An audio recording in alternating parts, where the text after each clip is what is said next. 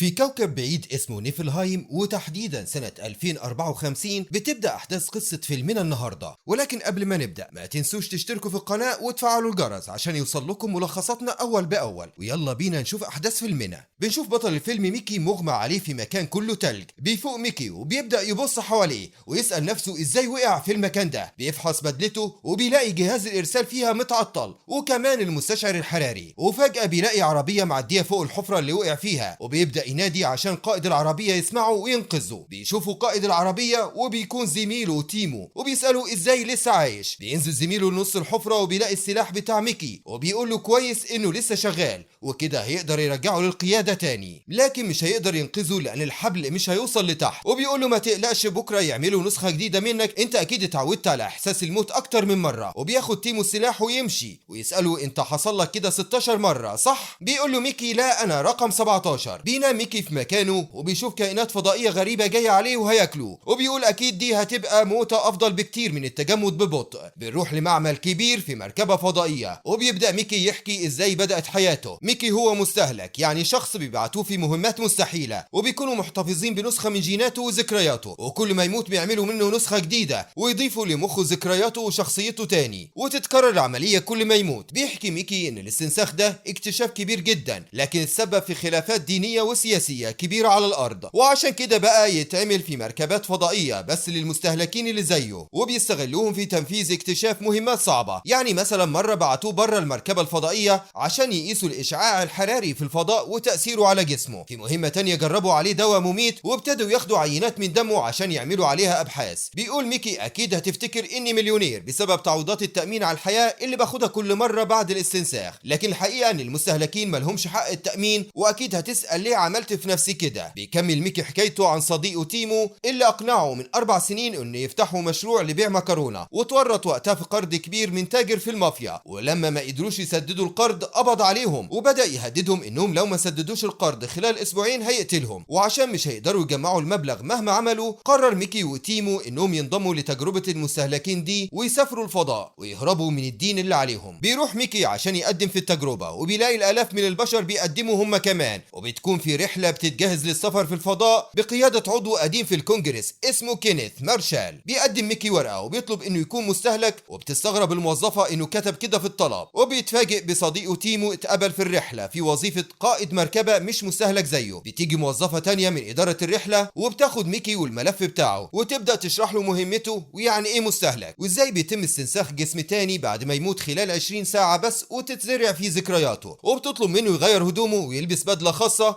عشان يسحبوا بيها بيانات جيناته وذكرياته ويحتفظوا بيها عشان لما يعملوا نسخة جديدة منه. وبتقول له ان عملية سحب الذكريات دي هتتكرر مرة كل اسبوع عشان يحافظوا على كل ذكرى بتمر عليه. وبتبدأ الموظفة تسجل ذكرياته، وبيفتكر ذكرى ليه وهو طفل وازاي يتسبب في انه يعمل حادثة لما كان راكب العربية مع مامته وتموت بسببه. بيبدأ ميكي يعيط لما يفتكر الذكرى دي، وبتدخل عليه موظفة الرحلة وبتديله مسدس وبتطلب منه يموت نفسه لكن ما بيقدرش، وبتقوله لازم تتعود على الألم ده عشان دي هتبقى حياتك الجاية. بتتحرك الرحلة وبيلاقي ميكي نفسه وحيد وسط عدد كبير من المشاركين على الرحلة، لكنهم بياكلوا نفس الأكل السيء اللي بيتقدم على السفينة الفضائية، لحد ما بيظهر كينيث مارشال عضو الكونجرس اللي طلع الرحلة دي ومعاه مراته إلفا. وفي وسط ترحيب المشاركين بكينيث وانشغالهم بيه، بيتعرف ميكي على زميلة ليه في الرحلة اسمها ناشا، وبتنشأ بينهم علاقة على الرغم من إعلان كينيث إن العلاقات ممنوعة في الرحلة، لحد ما يوصلوا لكوكب نيفلهايم عشان يحافظوا على الطاقة والأكل اللي معاهم. بتستمر علاقة ميكي وناشا، وبيقضوا أغلب وقتهم على السفينة مع بعض طوال ال4 سنين الأولى من رحلته، وبيوصلوا أخيرا لكوكب نيفلهايم وبيلاقوه كوكب متجمد تماما. بيبعتوا ميكي عشان يستكشفوا الجو على الكوكب، وبيلاقي عليه فيروس مميت. بإيده استنساخ ميكي أكتر من مرة، وكل مرة بيحاولوا يجربوا عليه مصل ضد الفيروس ده، وبعد ما كرروا العملية دي 16 مرة بيقدروا أخيرا يصنعوا مصل، وبيقدر ركاب السفينة ينزلوا كلهم للكوكب عشان يبنوا فيه مستعمرات ويزرعوا خضار يساعدهم في بناء حياة جديدة للبشر عليه. في يوم بيروح ميكي ومعاه مجموعة من المشاركين في الرحلة لاكتشاف جبل على الكوكب، وبتلاقي واحدة منهم اسمها جينيفر، كائنات غريبة عايشة جوه كهف بتحاول تضرب عليهم نار، لكن بيحصل انهيار في الصخور وبتموت جينيفر تحتها. بيرجع ميكي وباقي الفريق للسفينة، وبيبدأ كينيث يزعق له ويقول له انت مستهلك، والمفروض دي تبقى مهمتك انك تكتشف اي حاجة خطيرة، وما كانش المفروض هي تموت. وبيعاقبوه بزيادة ساعات شغله وبيقللوا نصيبه من الاكل. اكل لحد ما يجيب لهم عينه من الكائن اللي لقوه على الكوكب. بيبدا ميكي يدور على الكائنات دي وفجاه بيقع في حفره كبيره تحت التلج. وبنرجع تاني لاول مشهد في الفيلم لما كان محبوس في الحفره وصاحبه ما قدرش ينقذه وبتهاجمه الكائنات الغريبه، وبيفتكر ميكي انها كلته لكن بيفضل لسه عايش، وبيتفاجئ بكائن ضخم منهم بيسحبه من رجله وبيطلعه من الحفره لسطح الارض تاني. وبيفهم ميكي انهم كانوا بينقذوه ومش عايزين يأذوه خالص. بيمشي ميكي وسط التلج لحد ما بيلاقي مركبه نقل تابعه للرحله وبيركب فيها لحد ما بيوصل لبوابه المستعمره. وهو داخل من البوابه بيلاحظ ان الساعه 3:30 وبيستغرب من التوقيت لان عدى وقت كتير مع انه خرج من الحفره في وقت قصير. بيرجع ميكي لغرفته وبيروح لسريره عشان ينام، لكن بيتفاجئ بشخص تاني نايم على السرير مطابق ليه تماما. بيتخض وبيبدا يصرخ ويسال المستنسخ انت ازاي لسه عايش؟ وبيرد ميكي انت نسخه رقم 18، ازاي لحقوا يعملوا نسخه جديده؟ بيقول له ان تيمو قال لنا ان الكائنات الغريبه اكلتك والمفروض تكون ميت دلوقتي. وبيرد عليه ميكي 17 انت اللي لازم تموت لان استنساخك كان غلطه. وبيجري ميكي 18 ورا ميكي 17 عشان يحاول يقتله ويضربه بحديده كبيره. بنرجع بالزمن تاني 4 سنين اول ما بداوا تجارب استنساخ البشر، وبيحكي ميكي ان في ناس كتير عرضت التجربه دي وقالوا ان وجود كذا نسخه من نفس الشخص هيعمل مشاكل غير اخلاقيه كتير. لكن واحد من الناس اللي اخترعوا تجربه الاستنساخ